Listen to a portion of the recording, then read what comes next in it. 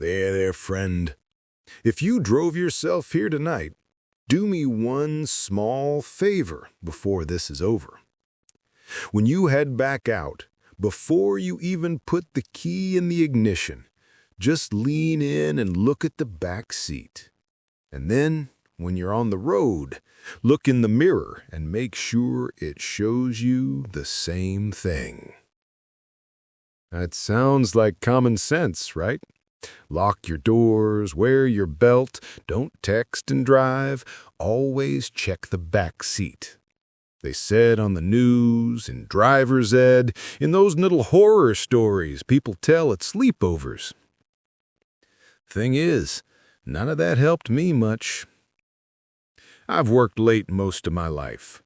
Night stalker, hotel desk, security, warehouse, you name the job nobody wants to do past midnight, and I've probably punched in for it at least once. There's a rhythm to those shifts. You learn the way the world feels when most sane people are in bed. The town shrinks. Lights go out one by one until it's just gas stations, hospitals, and the occasional fast food sign buzzing like a tired fly. Side streets turn into tunnels. Parking lots turn into little islands floating in a sea of dark. That's where this all started. A parking lot behind a strip mall that was even uglier after midnight than it was during the day. You know the kind, half the letters burned out on every sign, dumpsters lined up like a row of metal coffins, asphalt cracked and shiny with old oil. My car was the only one left by the time my shift ended. Everybody else had gone home to reasonable hours and softer chairs. It was one of those heat-heavy nights where the air feels like someone's breathing on you. Even after the sun was gone, the concrete radiated warmth, smelling faintly of hot rubber and stale fries from the place 2 doors down. The back door of the store clicked shut behind me, and just like that, all the sounds of the world dropped away. No customers, no radios, no fans, just the dull hum of a transformer somewhere, and my footsteps. My car sat under the single working lamp at the far end of the lot. Little silver hatchback, paint oxidized on the roof, one hubcap missing like a front tooth. I'd parked there on purpose, by the light, because you hear stories. People hiding, people waiting, all those little "it could happen to anyone" warnings that feel like urban legend until it's 3 in the morning and you're the only thing moving for a quarter mile. I clicked the key fob, and the blinkers gave a lazy double flash. In that brief stutter of light, I saw the interior. Steering wheel, worn cloth seats, my beat-up backpack slumped on the passenger side. Nothing in the back but shadows and fast food wrappers. So far, so ordinary. Tired does funny things to time. The walk across that lot took maybe 15 seconds, but I can replay every step of it in my head like it was an hour. The uneven sound of my shoes on the busted pavement, the way the light seemed to get farther away instead of closer. How I caught myself glancing at the dark edges of the lot where the lamp didn't reach and wondering what a pair of eyes would look like if they were already there, waiting. By the time I reached the car, my brain had already decided I was being stupid. No one cared enough to stalk the night clerk from a discount store. Nothing out there but heat and my own imagination. I popped the handle, opened the driver's door, and slid in with a sigh that sounded a lot like surrender. The dome light flicked on, soft and yellow. Front seats empty except for me. Back seat, a jumble of dark shapes. Hoodie, an old blanket, the ghost of takeout bags long since thrown away. I didn't lean back for a closer look. Didn't feel like I needed to. I twisted the key, and the engine chugged itself awake. Old cars sound tired even when the driver isn't, and that night we matched. The radio came up where I'd left it, some late-night call-in show halfway through a segment. A woman was saying she kept waking up at 3:03 every night and finding her bedroom door cracked open, even though she was sure she'd shut it. I let her voice roll around the cabin, turned down low, like company you didn't have to answer. Reverse, brake, shift to drive. I pulled out of my lonely little pool of light and onto the main street that would eventually feed me into the highway home. Streetlights passed overhead at measured intervals, their glow sliding across the hood like slow, tired waves. Every red light was empty, every storefront dark. 3 blocks from the store, at the first long stoplight, I finally looked up at the rearview mirror. It's funny how you can stare at something every day and only really see it once in a while. The mirror had always just been part of the car, a little rectangle of moving scenery I checked for cops and tailgaters. That night, it felt like a screen that had finally decided to show the wrong channel. The back seat was empty. No hoodie, no blanket, no backpack on the passenger side reflected there. Just raw, unbroken dark, with the faintest smudge of light from the street lamp behind me, like it was shining on air instead of old fabric. My first thought wasn't terror. It was annoyance. Something in me bristled at the idea that my brain was misfiring over something so small. Glare, I thought. Bad angle. Dirty glass. You're tired. Look again. So I did. I turned my head slow and stiff like moving through syrup and glanced over my shoulder. There it all was. Hoodie crumpled in the corner, blanket shoved over one side, backpack very clearly sitting in the middle of the seat behind me, one strap hanging off the edge, exactly where I remembered dropping it earlier that evening. I looked forward, looked up. Empty.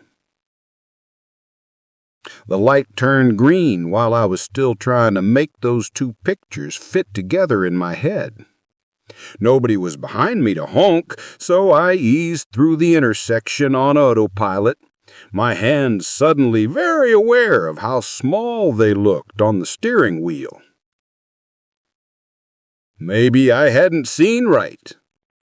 Maybe my eyes had skipped over things. Maybe... You'd think one night like that would be enough to make a person change their life. Quit the job, sell the car, move somewhere with public transit and better therapists. Real life doesn't work that way.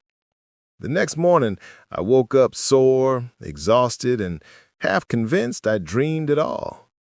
That's the thing about the night. It gets to blur the edges. You step out into sunlight and the shadows that felt solid enough to touch go back to being tricks your brain played when it was low on sleep. I still had to pay rent, still had to show up for another shift that evening, So around 4 in the afternoon, when the heat outside had finally dipped from oven to stale bathroom, I found myself standing at the window, looking down at my car in the driveway. From up there, it looked harmless. Just a small, slightly dented hatchback sitting in a patch of faded oil, sun glinting off the windshield. No sense of an extra weight inside. No pressure on the glass. I told myself, daytime, different rules. I went down, keys in one sweaty hand. Walked a slow circle around the car first, like I was inspecting a crime scene. Driver's side? Fine. Rear bumper? Chipped, but ordinary. Passenger side? A little rust, a little dust. Nothing supernatural. Then I did something I'd never bothered to do before. I opened the back door first. The smell hit me. Stale fast food, old coffee, the ghost of 100 long nights. But underneath it was something else. A faint, damp sweetness, like wet fabric that had just barely dried. The backpack was exactly where I thought I'd left it, sitting upright in the middle of the seat.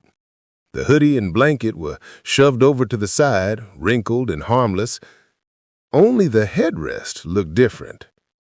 Right in the center of the cushion, pressed into the foam, was a shallow, perfect oval depression, about the size of a human skull, just deep enough to catch the light wrong, like someone had been resting their head there for a very long time. I reached out, touched it with 2 fingers. The fabric felt no colder than the rest of the seat. No pulse, no twitch, no cinematic jump scare. But when I pressed, it didn't bounce back. You leave a heavy box sitting in one place long enough, you get a mark. You leave a head there, apparently you get the same thing. I put my hand away, wiped my fingers on my jeans like I'd touched something greasy. Not real. It's just the foam. Old car, old cushion. I closed the back door and made myself open the front. Once I was sitting there with the door shut and the windows rolled up, the silence wrapped around me again. It's impressive how loud nothing can be. Key in, engine on, daylight pouring over the hood. I checked the mirror before I put it in gear. Back seat looked exactly like it had with the door open. Backpack, hoodie, blanket, faint dent in the headrest where foam had learned the shape of something it shouldn't have. I sat there a moment longer, listening for a breath that wasn't mine. All I got was the engine's low idle and a neighbor's dog losing his mind at a squirrel down the block. Daytime, I said again, this time out loud, like I was making a deal with the car. You behave in the daytime. I keep pretending that's how the world works. It let me go. The drive to work that afternoon was normal. Traffic, loud music from other people's cars, a kid drifting across the crosswalk with headphones in, oblivious to everything. Every now and then, I'd flick my eyes up to the mirror. Every time, the back seat matched reality. By the time I pulled into that back lot spot under the crooked lamp again, I'd almost convinced myself I'd dreamed the whole ride home. The shift went how shifts go. Hours bled into one another, measured only by register tapes and the occasional customer who thought they were the first person to make some tired joke about work at nights. I stocked shelves, I took out trash, and watched the clock limp past midnight. For a long time, nothing felt weird at all. Until about 2 in the morning, when a woman came in I'd never seen before. She wasn't dressed like the usual strays you get at that hour. No pajamas, no stained work uniform, no party clothes wrinkled from the night. Jeans, plain shirt, hair pulled back, normal, regular, except for the eyes. They were too wide. Not scared, not exactly. More like she was watching a movie nobody else could see, and it was being projected onto everything she looked at. She walked the aisles like she didn't know what she wanted, picked up a pack of gum, put it back, stared at the wall of energy drinks like they were a row of loaded guns. When she finally brought a single bottle of water to the register, her hands were shaken just enough that the light caught it. You'd think after 2 nights of that, I'd swear off driving for good. Sell the car, fake an injury, move closer to work, anything but keep feeding whatever had decided my commute was its new favorite ride. But, like I said, real life doesn't bend for ghosts. It barely bends for bills. So I did what a lot of people do when they're scared of something they can't explain. I tried to box it in with rules. Rule 1, daylight is safe. Rule 2, never get in without opening the back door first. Rule 3, never, ever trust the mirror more than your own eyes. It sounds smart when you say it out loud. It feels like strategy instead of desperation. For a few days, it even seemed to work. I rearranged my shifts, begged, bartered, took some more thans instead of closings. Coming home with the sun still up made everything feel lighter. Traffic is annoying at 5, but it's honest. You can see the faces of the people riding your bumper. You can see the cars around you in metal and glass, not just in pairs of floating lights. In the day, the headrest dent was just an oddity, something to pointedly ignore. Like the squeak in your brakes you don't have the money to fix yet. But you can only dodge night for so long. The schedule caught up to me. Somebody quit, somebody else got sick. Next thing I knew, there I was again, closing down the store with the manager, watching the clock drag its feet past midnight. I held out hope for a bit. Maybe whatever had climbed in that seat had moved on, found somebody more interesting. Maybe the woman who bought the water had been the real target all along, and I'd just gotten sideswiped by somebody else's curse. You'll tell yourself anything if it means you don't have to be scared alone. When the alarm finished its little end-of-shift song and we locked the doors, the manager headed to his truck with a wave. Big, lifted thing, chrome everywhere, loud enough to scare off anything with a nervous system. I watched his taillights bounce away toward the main road until they turned the corner and left me alone in the lot. My car sat under its usual lamp, waiting. The light had gone more yellow lately, like it was tired too. It made the car's windows look like dead eyes. I walked slower than usual, unlocked the back door first. The smell was worse. That same wet fabric sweetness had deepened into something like a motel room where too many people had stayed and never cracked a window. Not rotten, just lived in by something that shouldn't be living anywhere near me. The bag was back on the seat, center position, seatbelt neatly looped around it like somebody had buckled it in for safety. I didn't touch the headrest. Didn't need to. The dent was deep enough now that I could see it from the door, a shadow inside a shadow. "Not tonight," I said, before I even realized I was talking. "I don't have it in me tonight." The night didn't care. I thought about calling a ride, held my phone in my hand for a long minute, thumb hovering over the app. Then I pictured trying to explain why I was too scared to sit in my own car, and the embarrassment hit harder than the fear for a second. That was enough.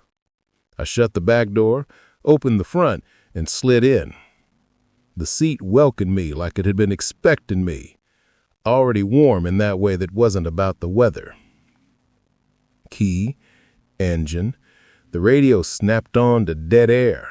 No music, no host, just a thin hush like someone was holding their breath on the other end. I left it that way. When I checked the mirror, The back seat was empty again, pristine. No bag, no hoodie, no imprint, just a slick black honesty that felt more false than any reflection I'd ever seen. Liar, I whispered, but I wasn't sure which one of us I meant. I pulled out, turned toward the main road, and headed for home on autopilot. It didn't wait long this time. 2 blocks from the lot, under the first stretch of trees, the air in the car shifted. That weight behind me returned all at once, like somebody had leaned forward and wrapped their arms around the back of the seat.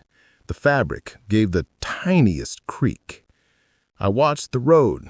The mirror watched me. The first time it spoke, it didn't use the radio. It used my own breathing. In, out. On the third exhale, right at the end of the air, when your throat's open and your lungs are empty, another sound hitched on the back of it, a soft, breathy syllable, shaped right in the space behind my teeth. Hi. I nearly jerked us into a parked car. The word wasn't loud. It wasn't growled or distorted or monstrous. It sounded like somebody leaning forward from the back seat to talk close to your ear in a crowded theater, not wanting anyone else to hear. Friendly. I kept driving. Didn't answer. Didn't trust my voice to stay my own. The quiet stretched thin. Street lights came and went. A late bus rumbled past going the opposite way, full of blank faces and flickering overhead bulbs. Out of the corner of my eye, I saw my reflection in the window riding beside me, jaw tight, eyes fixed forward, hands at 10 and 2 like a textbook illustration. Behind that reflection, in the glass, there was the faintest suggestion of another outline, sitting just a little too close. Rude, the next breath said, shaping the word with my vocal cords, but not my will. You smelled me. You felt me. You never said hello. My throat worked around a swallow that didn't want to go down. What do you want? I asked, because silence wasn't working, and because people who talk to themselves on the road at 3 a.m. at least look like they're arguing with someone real. The answer took its time. When it came, it tasted like that damp sweetness, like the air in a room where the windows have been painted shut. Company. Then, after a beat, practice. Practice what? Fitting. The next red light caught me. I rolled to a stop in an intersection that belonged to nobody at that hour. Stores dark, crosswalks empty, the world reduced to red, yellow, and green circles hung in the air for no one. I didn't want to, but I glanced up. In the mirror, my own face stared back. Just me, just a tired night worker in a cheap shirt, eyes rimmed with lack of sleep. Then, my reflection blinked.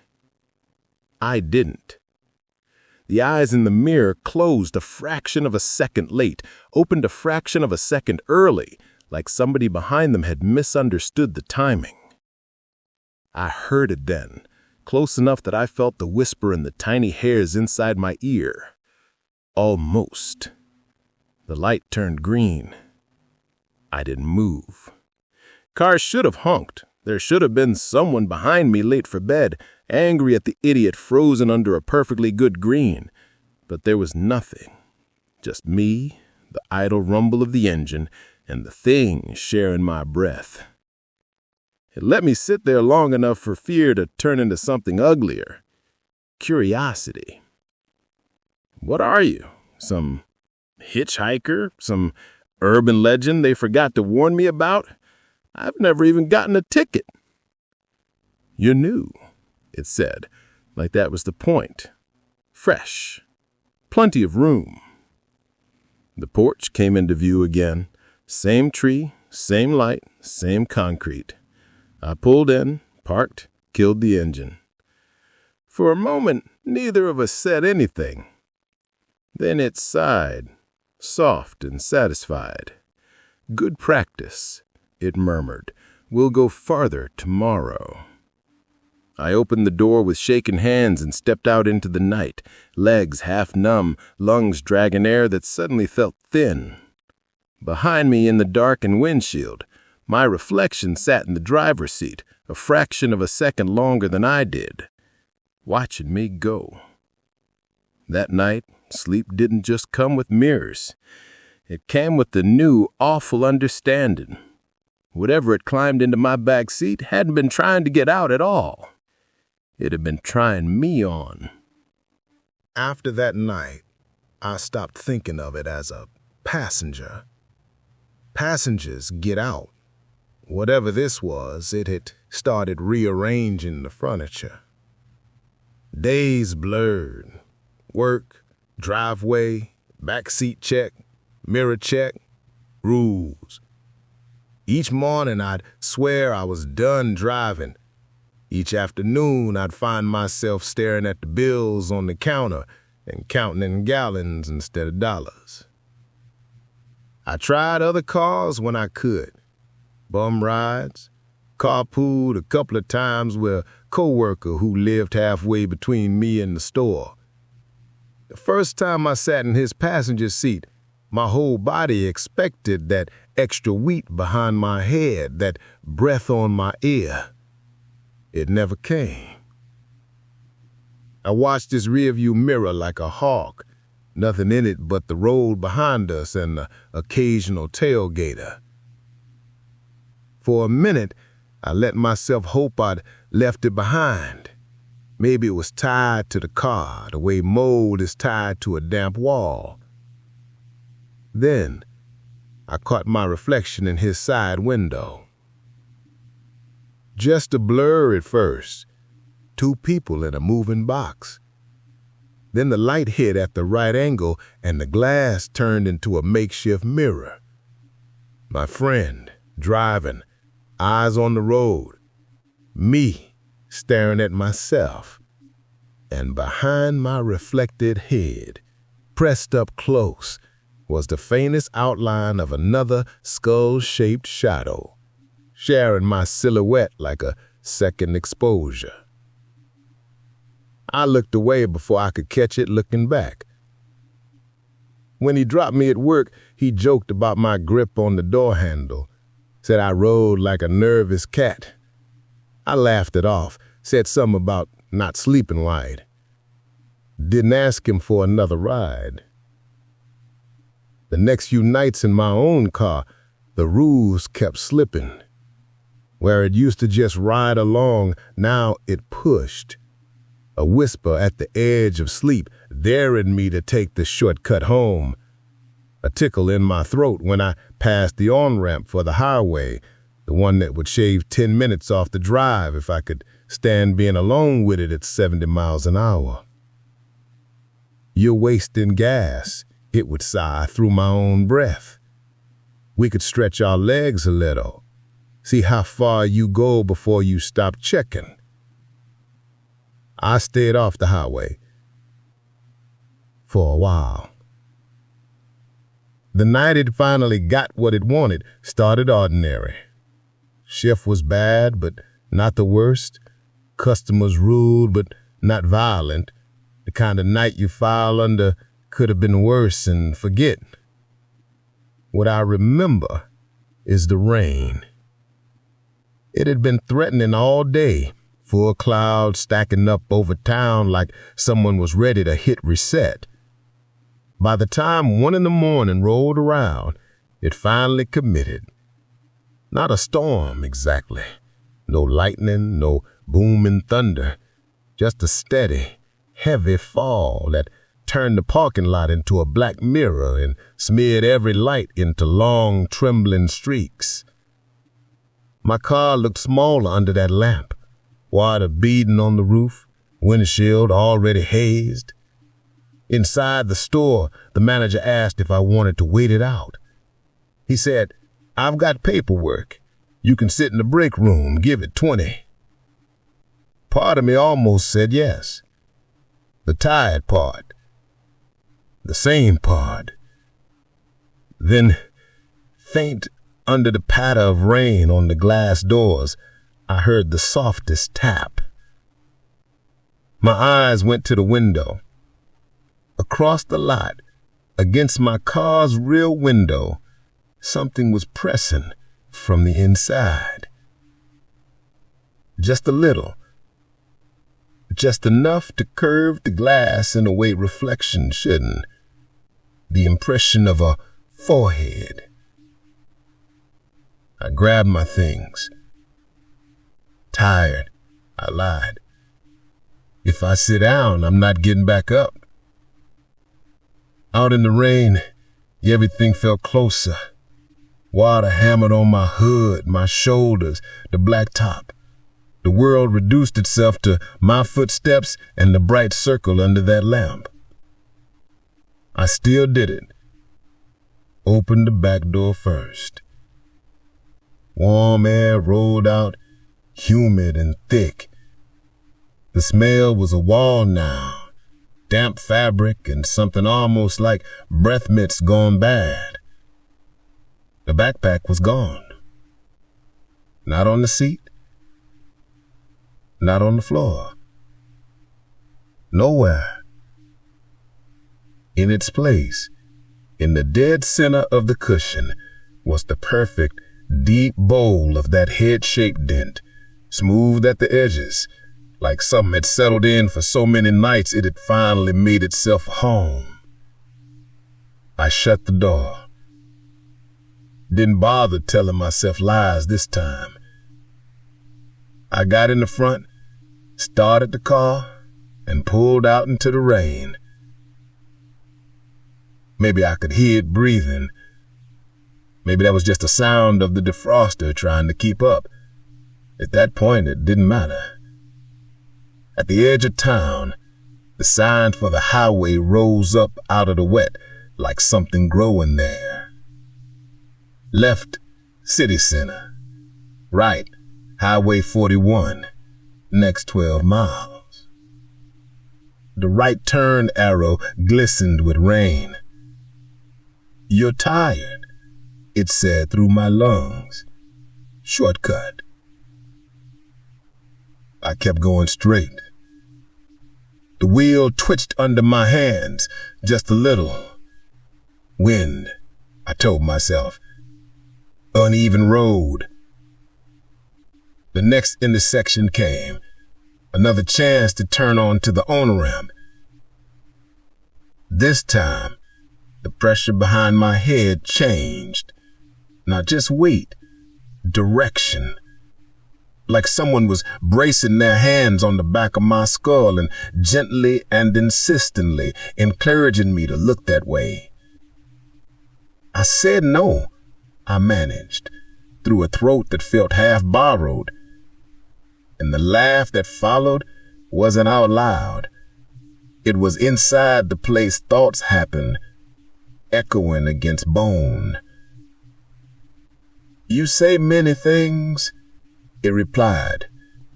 You keep driving. I don't remember making the decision. One moment I was passing the turn, the next my hands had turned the wheel, the indicator clicking uselessly, and the nose of the car was gliding into the curve that would spit us onto the highway. The ramp was slick, lines blurred by rain. My tires hissed, the guardrail slithered by on the left like something patient and hungry. In the mirror, the back seat was empty. On the highway, the world opened up into dark and motion. Headlights smeared, taillights ahead like a scattered string of rubies. My own reflection, a ghost on the inside of the windshield. Faster, it breathed. We need speed. I watched the speedometer creep. 60, 65, 70. The rain turned the road into a suggestion. The cars around me thinned as exits peeled them away. Soon it was just me and the long, wet black and whatever shape had settled behind my face. Do you know why the stories always end the same? Why there's always a ditch, or a tree, or a flipped car on some back road? Because of things like you, I said, teeth rattling. Because practice makes perfect. And my hands tightened on the wheel without being told to. The lane lines blurred. For a split second, I couldn't tell if I was in mine or not. Let me, it whispered. For a second. We're almost fitted. You're almost not here. It'll only hurt from your side. Something inside me slipped. It felt like missing a stare in the dark, but behind the eyes. Like my perspective lurched half an inch to the left. Suddenly the hands on the wheel didn't look like mine.